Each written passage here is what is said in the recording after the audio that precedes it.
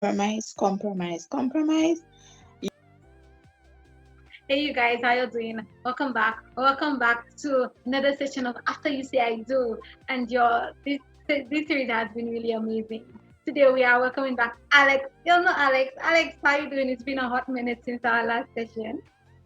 Hi guys, I'm really excited to be here with you today.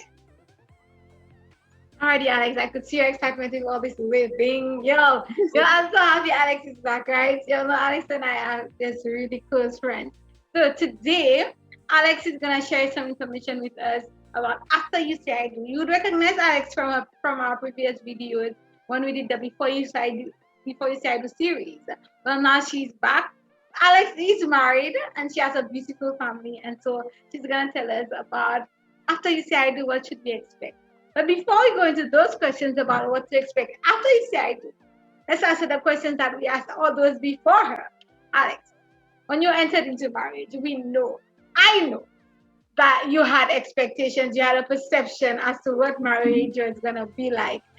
What did you think it was gonna be like? Share with us. Okay, so I got married pretty young, right?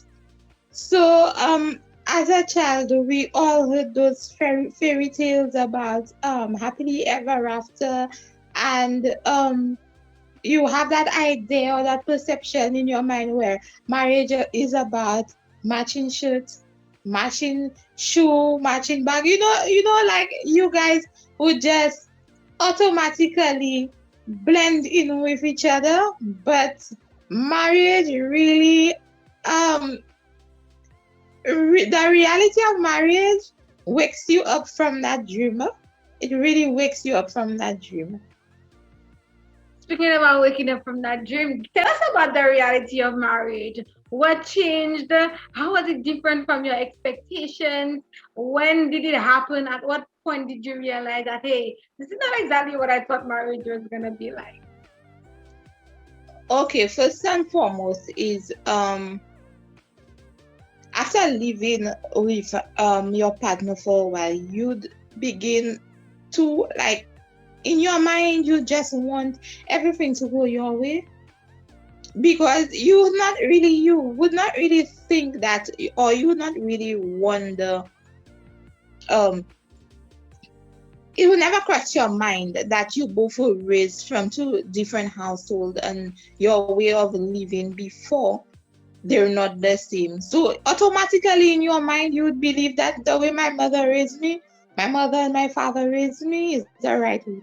So you definitely want to tailor your husband now into what you would want him to be, and you would really not acknowledge who he is. um the second thing is growth. Definitely. Before the marriage you would not really think about, like, you not really expect the both of you to grow so much, especially for me. Like I said, I got married pretty young. But if you really have a partner who understands who you are, through because of God, and that person loves you because of who you are, because of God, then you shouldn't have any issue. You shouldn't have, there should be room for growth. There will be room for growth. Thank you so much for bringing that out. And you spoke about growth, and I really want to emphasize on that point. And I'm going to ask you more questions about growth. Um, how does growth impact a marriage, whether it be for positively or negatively? How does it impact a marriage?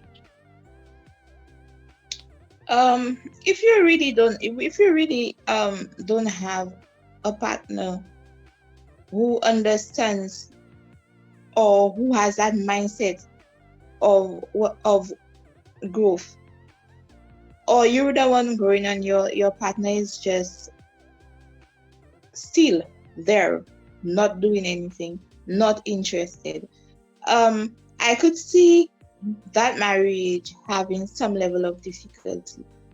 But if the both of you really understand life because of who you are in the sense of who God made you to be, and you both have allowed each other room to grow, breathing space, room to grow, then that relationship in itself could flourish very nicely. It could flourish into something wonderful, something spectacular.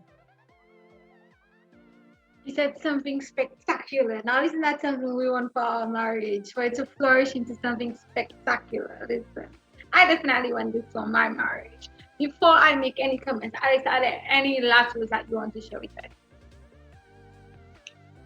Yes, I do. In a marriage, you need to compromise, compromise, compromise. You need to learn to forgive.